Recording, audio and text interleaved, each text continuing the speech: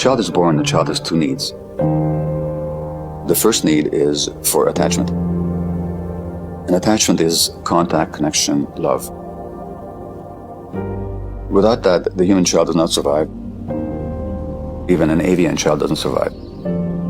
The baby bird has to have an attachment with the parents. The parents have to be attached to the baby. Otherwise, the infant simply does not survive.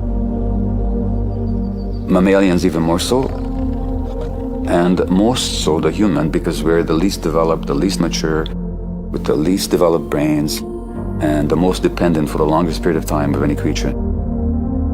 So our attachment needs are enormous, and they remain important throughout lifetime because we have to have attachments to form societies, social groups, without which we don't survive. So attachment is a huge need.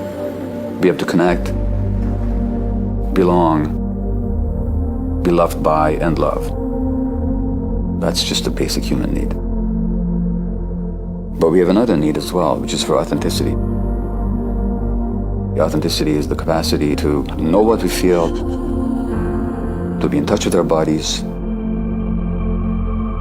and to be able to express who we are and manifest who we are in our activities and in our relationships.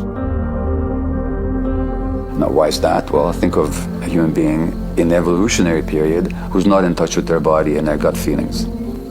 How long do they survive out there in the wild? So authenticity is another huge survival need.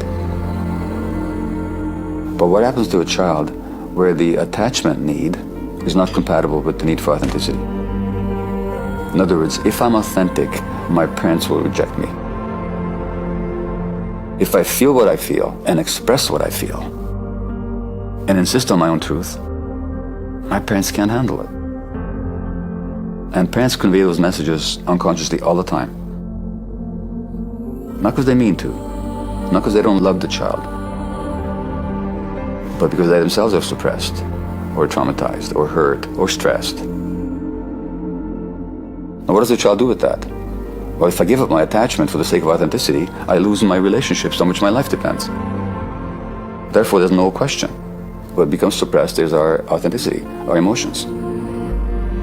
And then we become 35, 40, and we don't know who we are. And somebody asks us, what do you feel? You say, I have no idea.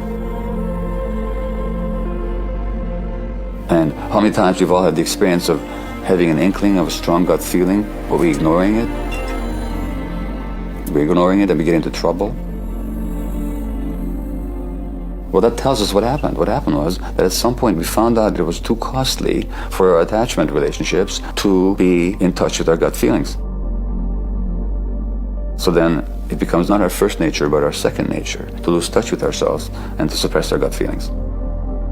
And then we pay the cost later on in the form of addiction, mental illness, or any range of physical illnesses.